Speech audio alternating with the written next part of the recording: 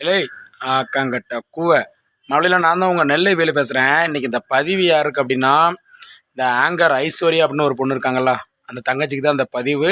Video ஃபுல்லாக பாருங்கள், skip பண்ணாமல் பாருங்கள், அப்போ தான் நான் பேசுகிறலாம் தெரியும். வாங்க வீடியோக்குள்ளே போகலாம். ஓகே, இன்றைக்கி பார்த்தீங்கன்னா ஆங்கர் ஐஸ்வர்யா அப்படிங்கிற பொண்ணு அவங்க வந்து இருக்குதுலே எல்லா ஆங்கரோட இவங்க வந்து ஒரு ஒரு வீரமிக்க பெண்ணே சொல்லலாம், ஒரு போல்டான ஒரு ஆங்கர்னு சொல்லலாம். ஏன் அப்படின்னா, இடையில கூட உங்களுக்கு தெரியும், ஒரு ப்ரெஸ் மீட் நடக்கும்போது கூட இந்த கூல் சுரேஷ்னு ஒரு நடிகர் இருக்கார்ல, வெந்து தணிந்தது காடு வணக்கத்தை போடுன்னு அப்படிம்பார்ல ஒருத்தர்.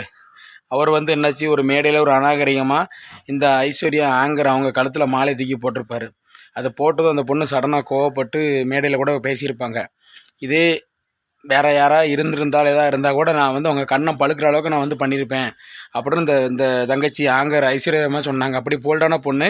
இப்போ அவங்களுக்கு ஒரு பிரச்சனை வந்திருக்கு. அது என்ன பிரச்சனை அப்படின்னா, இப்போ நம்ம சமீபத்தில் இப்போ விஷால் அண்ணே ஒரு படத்தோட ப்ரெஸ் மீட்டு, அதில் வந்து அந்த ஆங்கராக கலந்துருந்தாங்க. அப்போது ஒரு பத்திரிகை நிருபர் வந்து அந்த ஆங்கர் ஐஸ்வர்யாவை கேட்குறாங்க, எம்மா ஐஸ்வர்யா, நீங்கள் பேசலாம் ஓகே, ஆனால் உங்களோட ட்ரெஸ்ஸிங் சென்ஸ் ஒழுக்கம் இல்லையே, உங்கள் ட்ரெஸ்ஸு சரியில்லை, ஒரு ஒரு நல்ல ஒரு ஃபங்க்ஷனுக்கு வரும்போது, ஒரு பத்திரிகை ஃபங்க்ஷன் வரும்போது நீங்கள் வந்து ட்ரெஸ் எல்லாம் ஒழுங்காக போட்டு வர முடியாதா அப்படின்னு சொல்லி ஒரு ஆங்கர் கேட்காரு. ஆனால் அதுக்கு அந்த பதிலுக்கு அந்த ஐஸ்வர்யா அம்மா சொல்கிறாங்க, ஆங்கர் சார், நான் வந்து ட்ரெஸ்ஸிங் சென்ஸ் ஒழுங்காக தான் போட்டிருக்கேன், இந்த ட்ரெஸ்ஸுக்கு என்ன அப்படின்னு சொல்லி சொல்கிறாங்க. ஆனால் உண்மையை சொல்ல அவங்க சேரீலாம் கெட்டு வந்திருக்காங்க, நல்லா தான் இருக்காங்க, தப்பான ட்ரெஸ்லாம் போடலை. இப்போ நான் கேட்குறேன், அந்த பத்திரிகை நிருபர் அவர்களுக்கு கேட்குற அந்த பதிவை, ஐயா அந்த பொண்ணை வந்து ட்ரெஸ்ஸிங் சென்ஸ் சரியில்லைன்னு சொல்கிறீங்கல்ல, நீங்கள் வந்து இப்படி பத்திரிக்கைக்காரங்க நினச்சாங்கன்னா ஒருத்தனை ஏற்றி விட முடியும், இறக்கி விட முடியும், மீடியாக்காரங்க சேர்ந்தாங்கன்னா. இப்போ உள்ள மீடியாவில் என்ன நடக்கு, அவகாசமாக அறகுறைய ட்ரெஸ்ஸை போட்டு ஆடினா மட்டும்தான் ட்ரெண்டிங் ஆக முடியும், ஃபேமஸ் ஆக முடியும்னு நல்லா இருக்கிற குடும்ப பிள்ளைகளுக்கும் சேர்ந்து இந்த மாதிரி பண்ண ஆரம்பிச்சாங்க.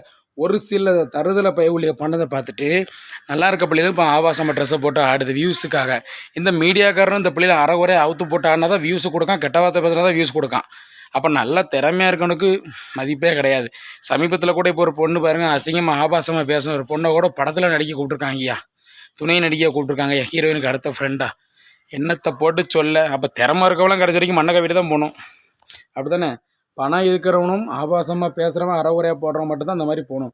ஐயா பத்திரிக்கைக்காரங்களே, நீங்கள் இந்த பொண்ணை ட்ரெஸ்ஸை பற்றி பேசுகிற நீங்கள் ஆபாசமாக பேசுகிறாங்க எத்தனை பேர், அவங்கள நீங்கள் மீடியாக்குள்ளே உள்ளே கொண்டு வந்து அவங்கள ரோட்டுக்கு இழுத்து விட்டு போலீஸில் கம்ப்ளைண்ட் கொடுத்து அவங்கள நீங்கள் உள்ளே வைக்கிற மாதிரி ஏதாவது நீங்கள் மீடியாவில் பண்ணலாம்ல.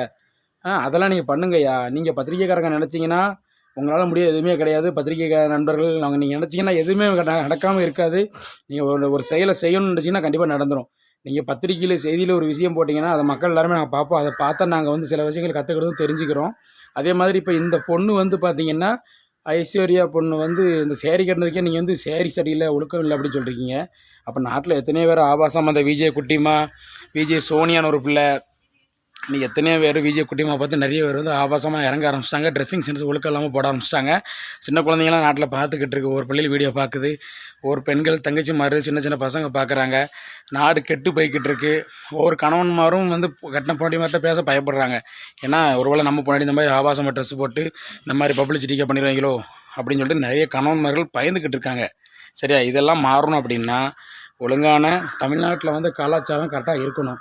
பிற மாநிலத்தில் எப்படி வேணாலும் ட்ரெஸ்ஸு போட்டு போடுங்க, நம்ம தமிழ்நாடு அப்படின்னா மீசை ஊருக்குங்கிற மாதிரி கெத்தாக தான் இருப்போம். நம்ம எல்லாருமே தமிழர்கள். தமிழ்நாட்டு கலாச்சாரம் பண்பாடை யாரும் மாற்ற முடியாது. அதனால் வந்து ஒழுக்கமே உயிரினும் பெரியதுன்னு சொல்லுவாங்க. ஒழுக்கத்தோடு எல்லோரும் வாழுங்க. இந்த ட்ரெஸ்ஸிங் சென்ஸ் ஆபாசம் பேசுகிறத தடுங்க.